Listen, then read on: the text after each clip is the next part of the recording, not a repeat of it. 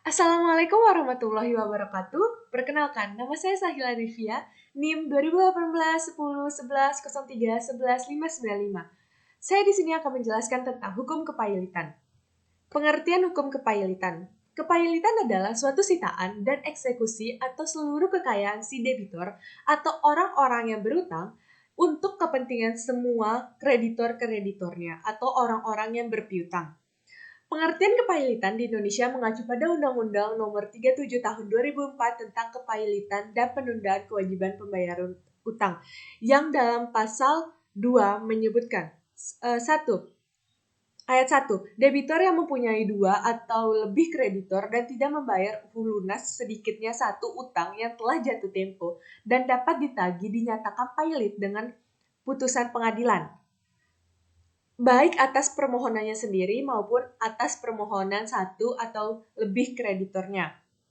Ayat 2. Permohonan dapat juga diajukan oleh kejaksaan untuk kepentingan umum. Dalam penjelasan pasal 2 ayat 1 dinyatakan bahwa yang dimaksud dengan kreditor dalam ayat ini adalah baik kreditor konkuren, kreditor separatis maupun kreditor preferen. Khususnya mengenai kreditor separatis dan kreditor preferen, mereka dapat mengajukan permohonan pernyataan pailit tanpa kehilangan hak agunan atas kebendaan yang mereka miliki terhadap harta debitur dan haknya untuk didahulukan. Dasar hukum kepailitan. Dasar hukum kepailitan di Indonesia tidak hanya diatur dalam Undang-Undang Nomor 37 Tahun 2004, tetapi juga segala sesuatu yang berkaitan dengan kepailitan yang diatur dan tersebar di berbagai peraturan perundang-undangan. Asas hukum kepailitan di Indonesia secara umum diatur dalam pasal 1131 KUH Perdata dan asas khusus dimuat dalam Undang-Undang Nomor 37 Tahun 2004 tentang kepailitan dan penundaan kewajiban pembayaran utang.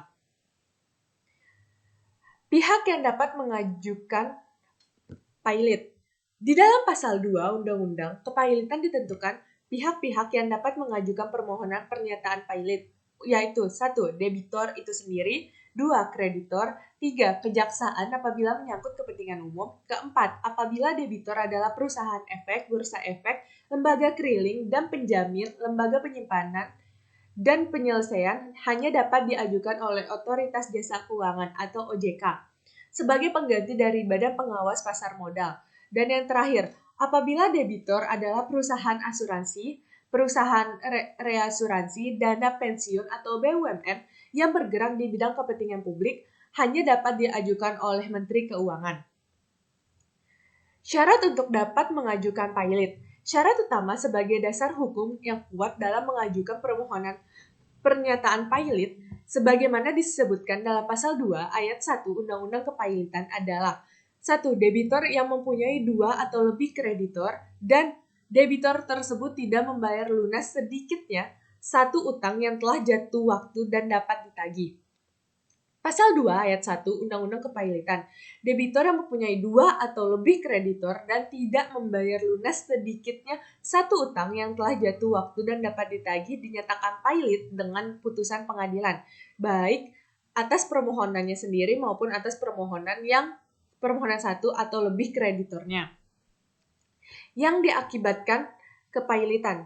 Akibat hukum yang dipailitkan debitor berdasarkan putusan pernyataan pailit adalah debitor tersebut demi hukum kehilangan haknya untuk menguasai dan mengurus kekayaannya yang termasuk dalam harta pailit yang terhitung sejak tanggal putusan pernyataan pailit diucapkan. Pasal 24 ayat 1 Undang-Undang Kepailitan.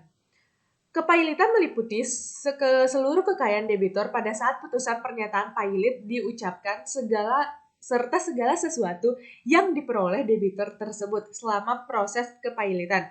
Namun tidak berlaku terhadap pasal 22 Undang-Undang Kepailitan. Benda termasuk hewan yang benar-benar dibutuhkan oleh debitur sehubung dengan pekerjaannya, perlengkapannya, alat-alat medis yang dipergunakan untuk kesehatan, tempat tidur, dan perlengkapan yang dipergunakan oleh debitur dan keluarganya yang terdapat di tempat itu. Kedua, segala sesuatu yang diperoleh debitur dari pekerjaannya sendiri sebagai pengajian dari suatu jabatan atau jasa, sebagai upah pensiun, uang tunggu atau uang tunjangan, sejauh yang ditentukan oleh hakim pengawas atau uang yang diberikan kepada debitur untuk memenuhi suatu kewajiban memberi nafkah menurut undang-undang. Sekian penjelasan saya tentang hukum kepailitan. Apabila ada yang kurang, mohon maaf. Wassalamualaikum warahmatullahi wabarakatuh.